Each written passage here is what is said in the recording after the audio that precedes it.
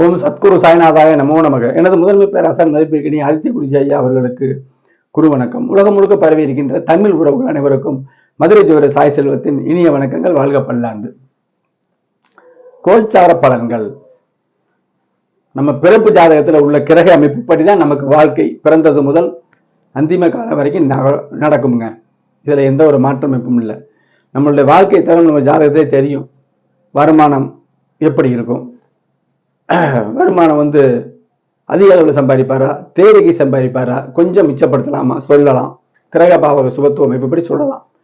கோல்சார பலன்கள்னா நமக்கு நடந்துகிட்டு இருக்கக்கூடிய நம்ம தசாபுத்தி அமைப்புகள்ல இந்த கோல்சாரம்ங்கிறது வரும் பொழுது அந்த பலன்களை கூடவோ குறைக்கவோ செய்யும். அது உண்மையான விஷயம். அப்ப கோல்சார பலம் எல்லாத்துக்கும் செயல்படுமா? கோல்சார பலம் அவசியம் வேணும். ஏற்கனவே அதாவது ஒளியாக புரிந்து கொள்ளுங்கள் ஜோதிடத்தை. ஏற்கனவே ஒளியாக இருக்கக்கூடிய ஒளிபடைத்த கிரகங்களாக இருக்கக்கூடிய ஜாதகம் பிராப்த ஜாதகம். அது அமைப்போடு இருக்கணும். அது ஒரு முக்கியம். ஒளி இல்லாத ஜாதகம் திணறுவாங்க. இப்ப உழைத்து பழைக்கக்கூடிய என்ன சொல்றேன், 10ஆம் இடம் கொஞ்சம் 10ஆம் இடத்துல சுபத்துவம் பாவத்துவம் கலந்து நிற்கும். 2ஆம் இடமும் சுபத்துவ பாவத்துவம் கலந்து நிற்கும். 11ஆம் இடம் சுபத்துவ பாவத்துவம் கலந்து நிற்கும். அல்லது ஏதாவது ஒண்ணு பிரைட்டா இருக்கும். லக்கணம் பாதிக்கப்பட்டிருக்கும். பாதிக்கப்பட்டோம்னா சுத்தமா இல்லை. லக்கணம் மட்டும் வெளிச்சமா இருக்கும். அதுவும் சுபத்துவ பாவத்துவம் சனியும் பார்க்கும், குருவும் பார்க்கும். லக்கண அதிபதி எந்த ஒரு விசேஷம் இல்லாம இருப்பாரு. ஏதோ ஒரு பலமா கூட இருக்கலாம், சுப பலம் இல்லாமல் இருக்கலாம்.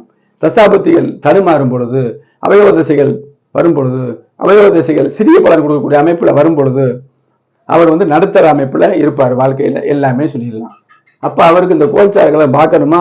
அவசியம் பார்க்கணும். அவங்களுக்கு தான் பார்க்கணும். ஒரு பேராசிரியர் ஐயா அவர் மதிப்புக்குரியவர் சில விஷயங்கள்ல 10 பொருத்தம்னா தப்புங்கிறாரு. ஓகே, திருக்கணித பஞ்சாங்கம் பார்க்கணுங்கிறாரு. ஓகே, ஆனா சில விஷயங்கள் தடுமாறுறாருங்க. அது அவருடைய அமைப்பு. இப்ப கோல்சார பலன் பார்ப்பவெல்லாம் அதை இகழ்ச்சியா பேசுறாரு. அப்ப நான் என்ன கேட்கிறேன், சந்திராசிரமங்கிறது என்னங்க? கோல்சாரம் தானே. அது போக ஒரு மனிதருக்கு ஒரு துர்சம்பவம் நடக்குதுங்க. துர்சம்பவம்னா பொதுவாகவே சொல்றேன், வீட்டுல. அப்ப அது சம்பந்தப்பட்ட பாவகங்கள் தசாபதி நடத்தும்ல. அது பாவத்துவமா இருந்தா அந்த சம்பவம் நடைபெறும். அந்த நேரத்துல கோல்சாரம் அந்த சம்பவம் நடந்த நேரத்தில் உள்ள கோல்சாரத்தை எடுத்து பாருங்க. அந்த சம்பந்தப்பட்ட கிரகம் இருள்தன்மையா இருக்கும். இதுதான் கோல்சாரம். அப்படி இந்த கோல்சாரம் வராம சம்பவம் நடக்காது.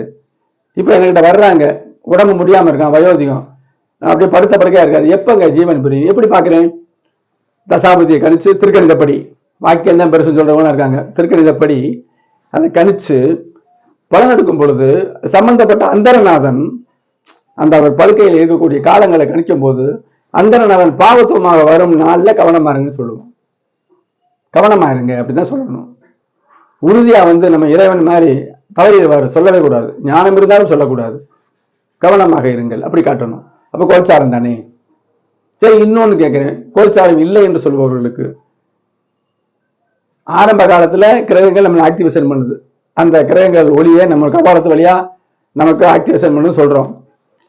திருப்பி இந்த கோல்சாரம் வரும் பொழுது ஏற்கனவே உள்ள ஜாதகம் இருக்குல்ல, அவங்களுக்கு பூரா திரை மூடி மறைத்து விட்டு புதிதா பிறக்கிறாங்கல்ல, இந்த கோல்சாரம் வருநாள் அவங்களுக்கு மட்டும்தான் ஆக்டிவேஷன் பண்ணுதான். இந்த வார்த்தையை திரும்ப சொல்றேன். இது வினோதமா இருந்தாலும் இதை யோசிச்சு பார்த்தீங்கன்னா உண்மையா இருக்கும். கோல்சாரம் பாதிக்காதுன்னு சொல்றீங்கல்ல, ஏற்கனவே நம்ம வாங்கி வந்த வரம் இருக்குல்ல, பிறந்ததை மட்டும் விட்டுட்டு அன்றைக்கு கோல்சாரம் அன்றைக்கு பிறந்தவங்களை மட்டும் விட்டுட்டு ஏற்கனவே பிறந்தவங்களுக்குலாம் திரையை மூடி மறைச்சிட்டு அந்த கிரகம் நம்ம உடம்புல போகாம அந்த பிறக்கிறவங்களுக்கு மட்டும்தான் ஆக்டிவேஷன் பண்ணுதான். இது விவகாரமான பேச்சில் யோசிச்சு பாருங்க. எல்லாருக்கும் தான் அந்த கிரகம் வருது. அப்ப அது கலக்கத்தானே செய்யும். கோல்சாரம் அவசியம் பார்க்கணும். சனி பயிற்சி, குரு பயிற்சி, ராகு பயிற்சி, தினப்பலன், வாரப்பலன், மாதப்பலன், எதுவானாலும் நம்ம ஒரு குறிப்பிட்ட காலத்தை வச்சுக்கிட்டு அரை மாத பலன் கூட சொல்லலாம். அதுக்குள்ள என்ன கிரகங்கள் இருக்குன்னு பார்க்கணுங்க.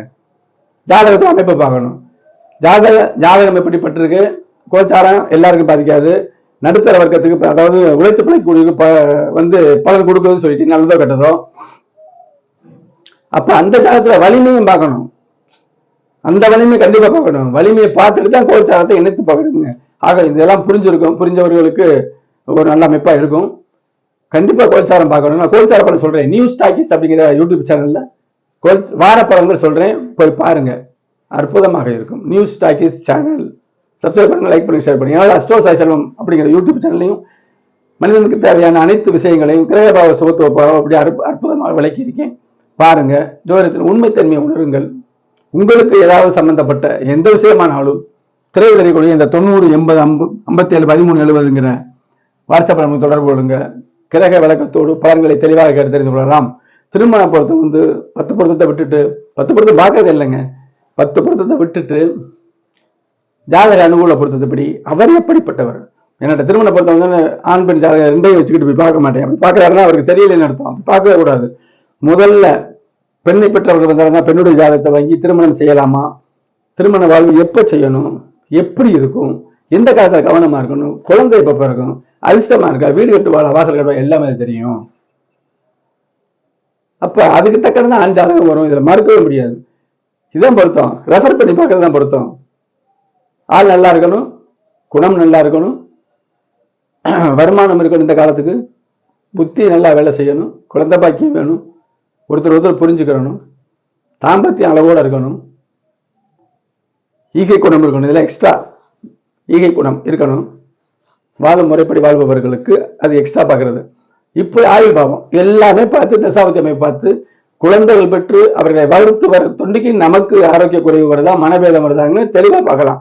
ஜாதகத்தை பார்க்கிறோம்ல, திருமணமும் ஒரு சம்பவம் தானே, பார்க்கறதுக்கு என்ன குறைச்சல்?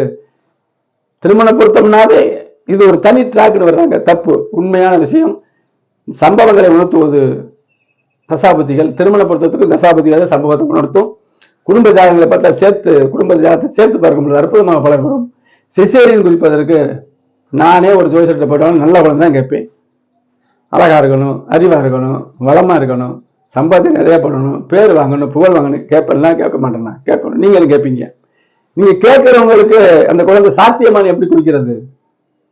நான் அப்ப எப்படி குறிக்க கூடாது? ராகு ஏமாகண்டம் லக்கணம் எப்படி இருக்கணும், சுபத்துவ பாவத்தை விதியெல்லாம் மறந்துட்டு நான் ஆண் காலத்துல ஆண் குழந்தை பிறக்கணும், பெண் காலத்துல பெண் குழந்தை அப்படிலாம் பார்க்கக்கூடாது. லக்கண வலிமையா இருக்குங்கிறத உங்களுக்கு சொல்ல தேவையில்லை, ஏற்கனவே விளக்கியிருக்கேன். உங்களுக்கு உங்க பெற்றோர் ஜாதகத்துல என்ன சொல்லுது புத்திரபாவம், அதை பார்த்து அருமையாக குறித்து கொடுக்கிறேன். உங்களுக்கு சிசேரியன் தேவைப்பட்டால் என்னுடைய வாட்ஸ்அப் நம்பருக்கு தொடர்பு கொள்ளுங்க. இந்த குழந்தை தான் உங்களுக்கு பிறக்கும் அப்படிங்கிறத தெளிவாக சொல்ல. இந்த சத்துள்ள குழந்தை அழகா சொல்லலாங்க. எந்த ஒரு விஷயமானாலும் கிரகபாவ சுபத்துவப்படி பலன்கள் அற்புதமாக அமையும் என்று கூறி அடுத்த ஒரு பயனுள்ள வீடியோவில் சந்திப்போம். நன்றி, வணக்கம்.